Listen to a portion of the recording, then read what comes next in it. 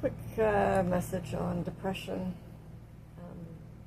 If you're suffering today, if you're struggling, just a reminder to sometimes take a moment to, or if you're burned out, or if you have some chronic whatever that's flaring up today, just a reminder that you sometimes it's better to go ahead and just let yourself have some downtime, and even though it means tasks aren't getting done, the difference between trying to do a task with your feet sludging and walking through clay and that black goo with your tarp and stuff, trying to walk your way through it. There's a better phrasing of this. Sludge, walking through sludge.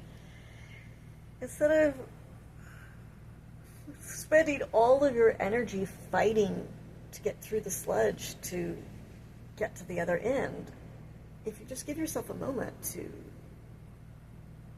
sit with the sludge, and then it's like kind of like like that rust when it builds up. But if you let it sit in vinegar for a little bit and just let it sit and rest, then the vinegar, and then it's easier to wash it all off. And so sometimes you just need to let yourself sink into it, swallow into it, and just give in to not acting on it, not acting, trying to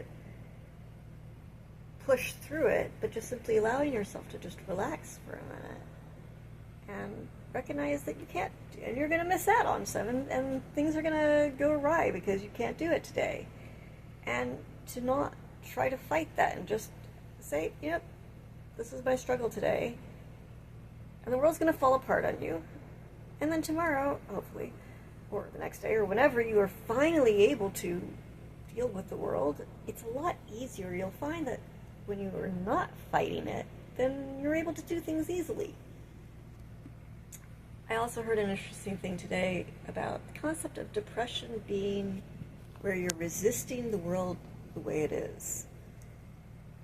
And one comment responded back, it was like, well, I just lost my kiddo, so sometimes it's just situational or topic dependent. And I should be depressed and sad because I just lost my kid. But even there, that statement of where depression is just a resistive state to the way the world is, when your kid just dies, you're going to be resistant to the idea that your kid just died. It's not, your brain isn't going to be wanting to accept that fact. It's just not. It's never going to be right in your head that your kid died before you, because it's not the natural way of things, supposedly. So it is still a true statement that depression is some part of your body resisting and knowing that the world shouldn't be that way. Now, whether you know it because it's an instinctive body thing and your body's trying to letting you into the right direction, or if it's because you're just psychologically, that's not how the world order should be. Now, I don't know.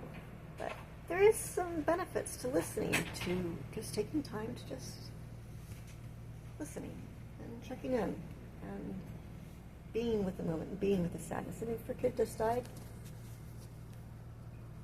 take a moment to grieve. And whatever loss you're having, we just lost our house.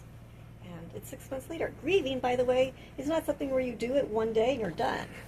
It comes and goes in cycles and waves, and the 5 steps of grieving is not a 1, 2, 3, 4, 5. It's a ping pong thing, and it's where you have some moments that are just going to hit harder than others, and you breathe through it, or you don't breathe through it, or you go curl up into the blanket, and when you are ready, you'll get up and you'll start dancing. And you'll be ready to celebrate, and it'll be easy. Now, you could try to do it where you push through it, and you'll feel better, and you'll feel less ashamed, and you're like, yeah, I pushed through it, and I try to get shit done. And there's so many people out there who are working through it, and they're like, oh, no, you just got to push through the anger and bitterness and rage and depression and get things done. And they get things done, and they're actually very successful people. And then they get sick because they were ignoring their body. And so they got all this money, which they then have to go spend on all the hospitals because they're sick.